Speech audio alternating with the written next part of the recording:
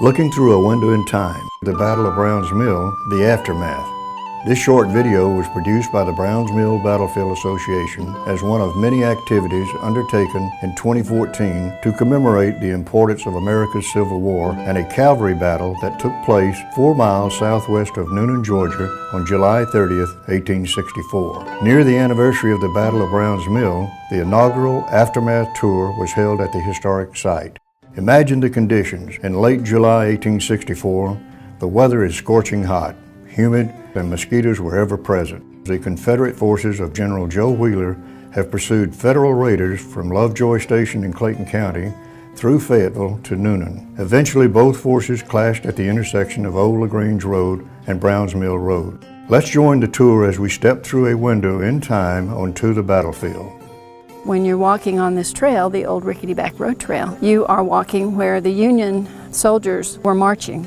McCook was in this part of Coweta County because he had been directed by Sherman to break the railroads. And the Macon Railroad was the only railroad supplying Hood at that point in July. So they tore up the track and decided to come back toward the Chattahoochee River through Noonan. They hit Noonan about 8 o'clock in the morning on July 30th and met a trainload of Alabama cavalrymen dismounted who immediately began to skirmish with them. McCook had to take a detour then. He left one of his units there to keep the Alabama cavalrymen busy, and he took the rest of his column of about 2,200 men to look for a way to get across the Chattahoochee River. So this was a battle that was fought in the woods, on the road, and it seesawed back and forth across the open fields and the woodland in this area for about 5 hours. And it was over with at about 6 o'clock with the surrender of the 8th Iowa.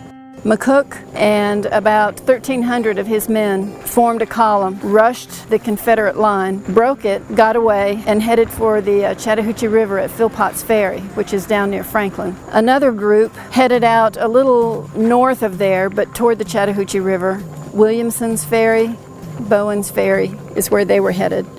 The fierce battle was a stunning victory for Wheeler and his men. By the end of the day, many of the men were more focused on finding something to eat than chasing after Yankees. They definitely got all kind of food up there. At least they got a store somewhere. Come on, let's go get something to eat. The Confederate troopers were short on rations by 1864, and they had to forage in the countryside for food. Federal prisoners suffered along with them. This was a Confederate victory. It was one of the few at this point in the war, and it was really one of Wheeler's most outstanding victories. He was outnumbered about 3 to 1 and still managed to make McCook think that he was surrounded. Rather than surrender, McCook's men wanted to break through and head for the Chattahoochee River. Half of McCook's forces made their way back to Marietta, and the other half were either captured on the battlefield or they were captured at the Chattahoochee River, and all of those men, unless they were officers, went to Andersonville, and they spent the duration of the war there. McCook had captured about 400 prisoners, and so he was having to deal with what to do with them as well as fight the Confederates. The battle was over when Major John Isett of the 8th Iowa raised a white flag. Brigadier General Sul Ross was ordered to take possession of the prisoners and captured property. Ross and other regiments in Jackson's division bivouacked on the battlefield that night. Wheeler had retired to his headquarters at the Buchanan plantation near Noonan. Wheeler's staff officers reviewed the number of casualties, captured weapons, and discussed orders to pursue the Yankees to the river. They plotted to intercept and capture as many men, horses, and small arms as possible. He's ordered units to chase McCook down to Philpotts Ferry and other units far north at Moore's Bridge on the Carrollton Road. We need to capture them all before they cross the river. McCook wasn't stopped until about 8 o'clock the following morning. Most of McCook's men got across the river. After the battle, the Union cavalrymen who lost their horses stayed hidden in the ditch underbrush until they could make their way to the river and back to Marietta. Dr. McAllister, surgeon in charge for Buckner Hospital, and Dr. James N. Hughes, surgeon in charge of Bragg Hospital, set up a Confederate field hospital on the battlefield. 3 Union surgeons volunteered to stay behind to help the wounded from both sides. Here's one of those Union surgeons at work. The surgeon from the 8th Iowa is in desperate need of medical supplies. I have nothing. They confiscated all my ambulance wagons with my surgical instruments, my medicines, my bandages, everything. All they left me was just this hospital knapsack and my little pocket surgical kit, so I can't do anything. Triage, or giving priority to the more severely wounded, was an innovation of the time, developed by Dr. Jonathan Letterman, surgeon and medical director of the Army of the Potomac. Surgeons were generally very well trained at the time. They actually attended legitimate medical schools for a year, not 4 years, but 1 year. And then they did their kind of apprenticeship with the doctors wherever they lived. So at the beginning of the war, there was no examining boards to determine competency, so you had a lot of volunteer doctors who were from rural areas and didn't know what they were doing. So by 1862, both the Union and the Confederate Medical Corps initiated these examining boards, kind of like we have now today. By 62, almost all doctors were very well trained. They say about 700,000 men died during the war now. They've upgraded it from 650.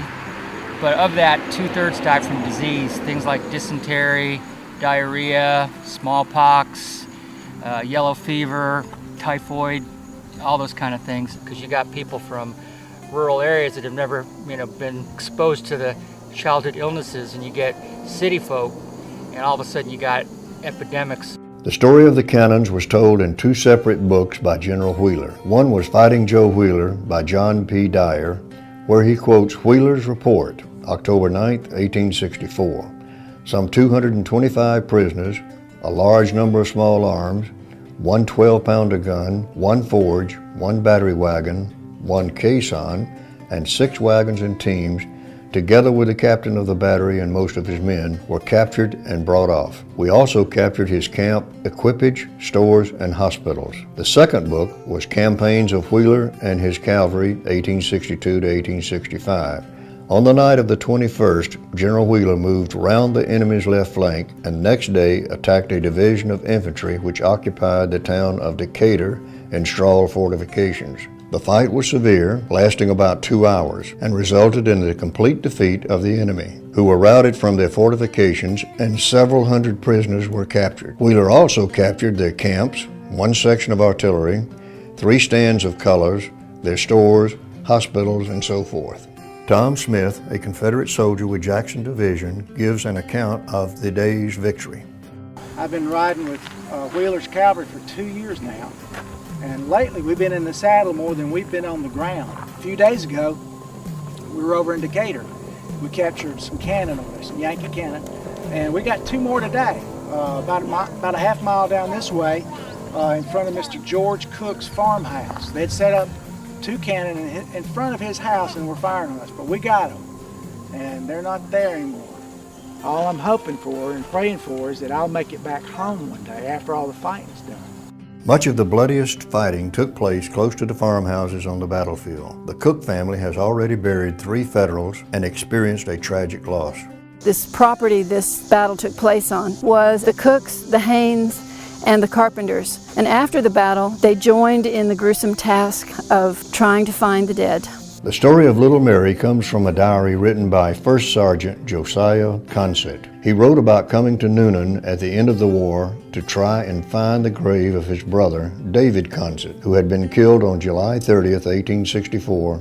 Josiah wrote this: "A gray, bearded old man met us at the door. On questioning him, we found him to be the Reverend G.W. Cook, the owner of the place, and who, with his family, lived there at the time of the battle. He remembered it well and had hardly yet gotten over the fearful fright and never would get over mourning over the loss of their little girl killed during the battle. She had somehow gotten up out of the cellar where they had all taken refuge." These are my neighbors from the Haynes and the Carpenter families, and we walking through checking on the men, the boys, see if they're dead or if they're wounded or what we could do to help them. This right here, this is my niece. She died during the battle. She ran out of the house. She got all excited over hearing the noise, and which is so sad. And Mary ran out and she was shot. Please join me in a prayer for Mary. Dear Lord, we know that Mary was left before her time. We know she didn't understand the war, and the war wasn't her fault. We don't know which side shot her, but she was a good girl. So, dear Lord, please take care of our Mary in heaven. Amen. Heavy skirmishing between Lovejoy Station and Noonan and the fight near Brown's Mill resulted in about 100 Union casualties and 50 Confederate casualties.